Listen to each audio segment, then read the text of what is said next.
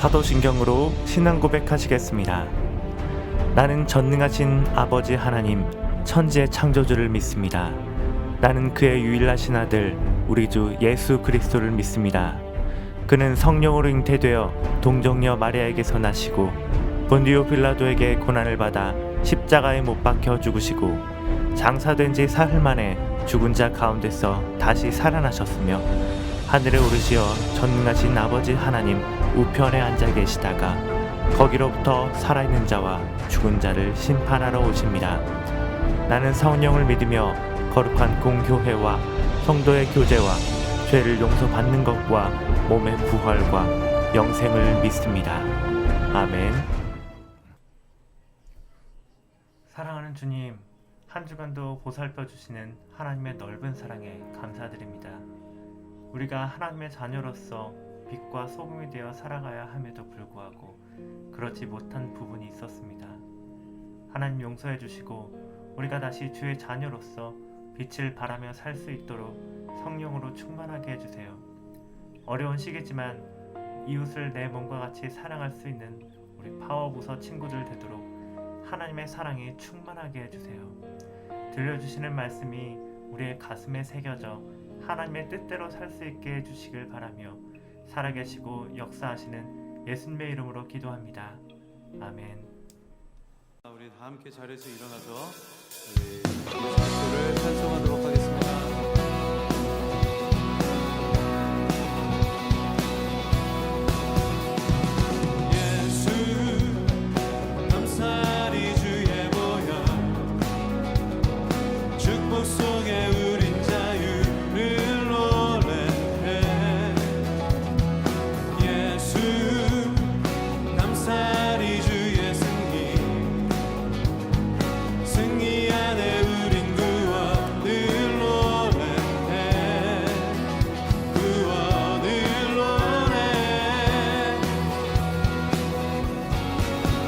새롭고 산 길이 되신 예수,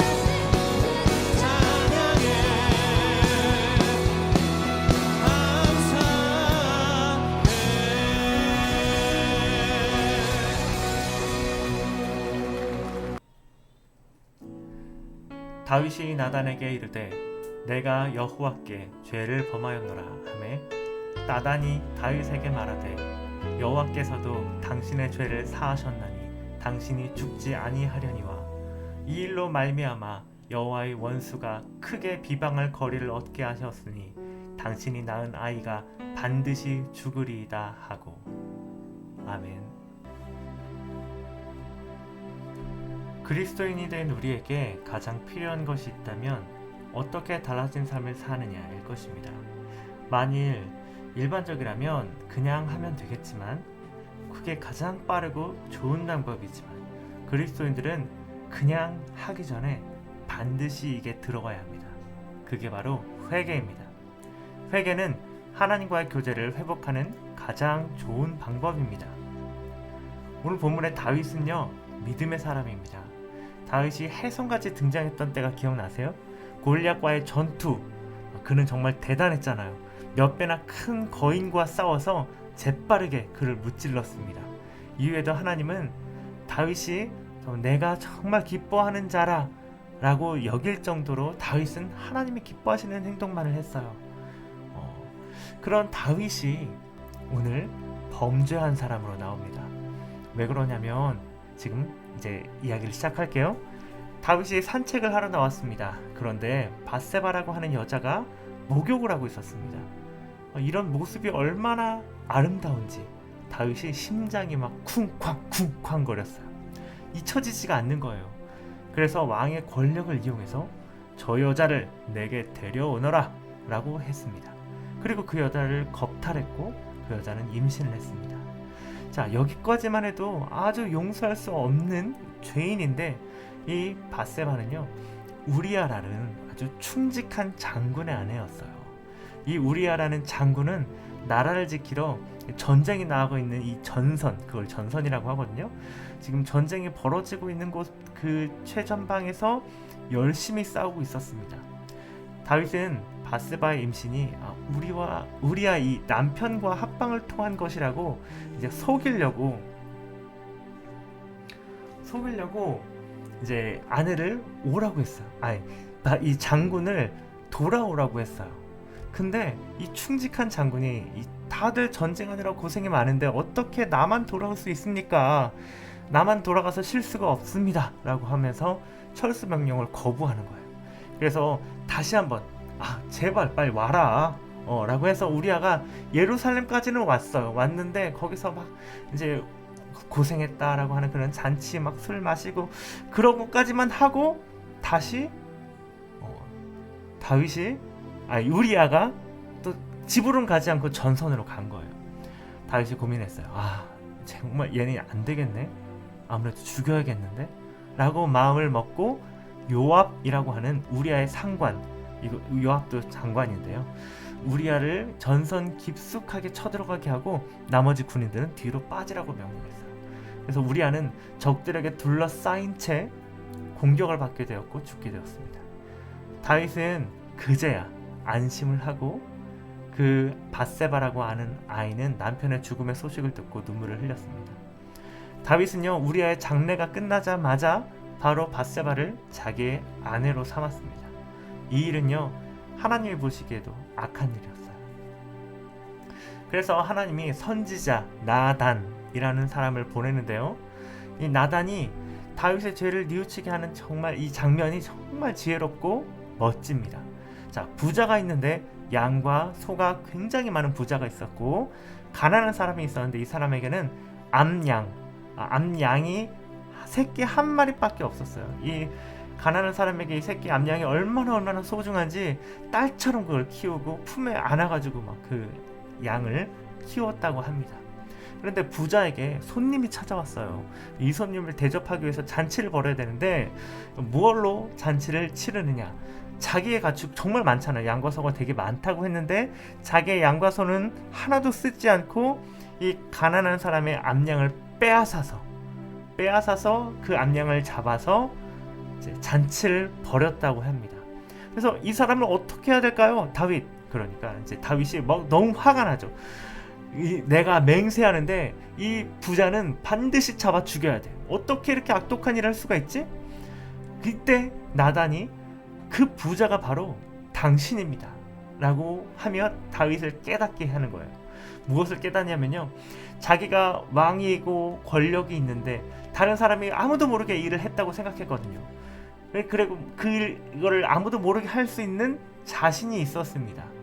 그래서 정말 몰랐어요. 사람들이 몰랐는데 하나님이 알고 계셨고, 하나님은 결코 속일 수 없다는 사실을 깨달은 겁니다. 이 말을 듣고 다윗은 더 이상 별명거리가 없잖아요. 그래서 그것을 깨달아요. 그래서 그저 잘못했다고 말하는 장면이 오늘 말씀 사무엘하 12장 13절의 말씀입니다. 이 이야기를 보면요, 죄가 어떻게 시작하고 또 어떻게 죄가 죄를 낳게 되는지, 죄가 어떻게 점점 더 몸집을 불리게 되는지, 사람이 죄에 눈이 뒤집히면 얼마나 보이는 것이 없는지 알게 됩니다. 다윗의 첫 범죄는 여자를 훔쳐보는 것이었습니다.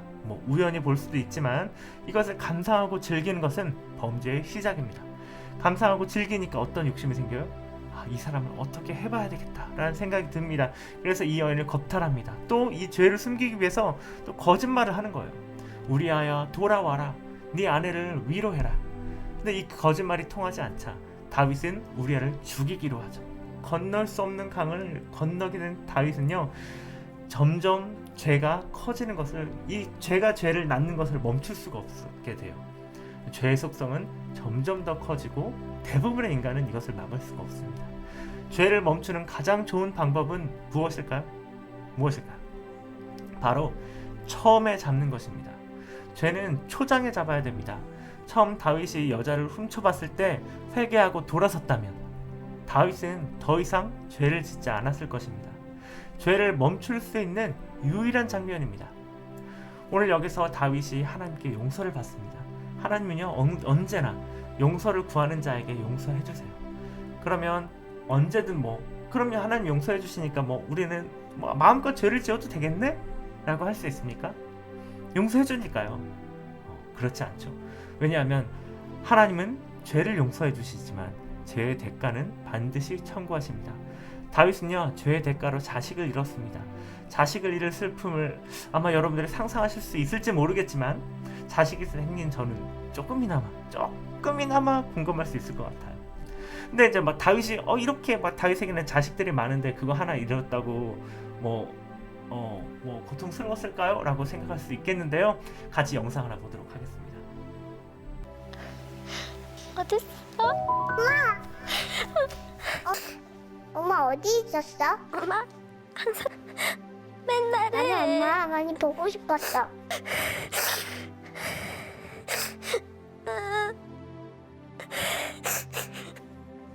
나연이 보고 싶었어. 나연이 잘 있지?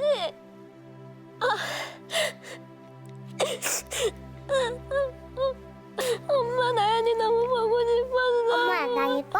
우리 나연이. 나연아. 만져보고 싶어.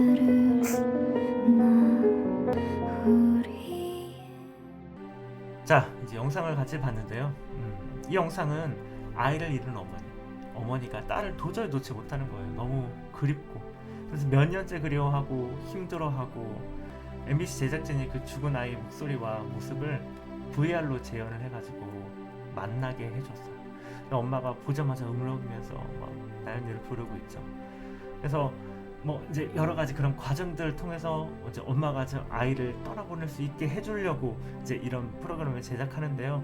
아이를 잃은 슬픔이 얼마나 큰지 여러분들이 이 영상을 보면 아실 수 있지 않나요? 저도요, 사실 눈물이 없는 냉혈한이었어요. 진짜로. 근데 3명의 자식을 낳고, 저희 자식, TV에서 저 애들 또래 애들이 아픈 것을 보잖아요. 그럼 눈물이 줄줄 나와요. 그래서 아이를 잃고 슬피는 그 눈물을 흘리는 사람들을 보면 저도 막 같이 통곡이 나와요. 막 눈물을 멈출 수가 없어. 이게 진짜 자식을 잃는다는 게, 자식이 아프다는 게 정말 이루 말할 수 없는 고통이고, 정말 내가 대신 죽을 수 있다면 이런 말을 대부분의 부모님들이 하는데요. 저도 정말 100번 동감해요. 아무튼 이 다윗은요, 상당한 대가, 이 자식을 잃은 슬픔을 맛보게 된 것입니다. 그래서 죄를 용서받을 수는 있지만 그만큼 이 대가를 치르는 일은요 혹독한 일이에요. 그래서 어차피 용서받을 수 있으니 내가 마음대로 살아야지 라는 생각은 하지 않으시는 게 좋습니다. 그래서 우리는 죄를 다스려야 합니다.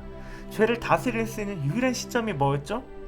처음 순간, 처음 아무것도 아닌 것으로 시작하는 이 죄를 다스려야 우리 안에 죄가 더 커지지 않을 수 있는 것입니다. 죄를 용서하고 대가를 치는 다윗은요 하나님 앞에 다시 신실한 사람으로 돌아왔어요. 하나님과의 교제가 회복된 것입니다. 자, 우리도 마찬가지예요. 사랑하는 우리 파워 친구들, 이제 다윗의 모습을 보면서 어떻게 바늘도둑이 소도둑이 되는지를 봤잖아요. 우리가 죄에 노출된다고 하나님과 우리가의 관계가 변하는 것은 아니지만 여전히 아버지와 아들의 관계지만, 아버지와 딸의 관계지만 교제가 끊겨버려요. 우리가 잘못했을 때. 그래서 우리가 범죄했을 때 할 수 있는 것은 다윗처럼 회개하는 것입니다. 근데 다윗처럼 늦게 하지 마시고요. 정말 처음 그 순간에 바로 회개를 하셔야 됩니다. 그래야지 죄가 죄를 낳지 않아요. 더 커지지 않아요. 그래서 하나님과의 교제를 회복해서 우리가 더 점점 더 예수님을 닮아가고 하나님이 원하시는 삶을 살아가고 하나님이 주시는 능력과 자원으로 여호와의 큰 용사로서의 삶을 살아갈 수 있는 것입니다.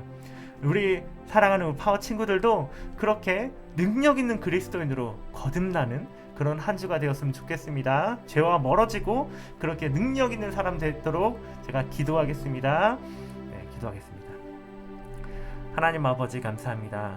우리에게 다윗을 통하여서 어떻게 바늘도둑이 소도둑이 되는지 보여주시니 감사합니다. 죄를 다스려야 할 시점을 알려주시니 감사하고 우리가 죄를 다스려야 한다는 것들을 알려주시니 감사합니다. 우리가 우리 안에 있는 죄를 다스려서 정말 하나님이 원하시는 사람이 되도록 여호와의 큰 용사 되도록 하나님 함께 해주세요. 예수님의 이름으로 기도합니다. 아멘.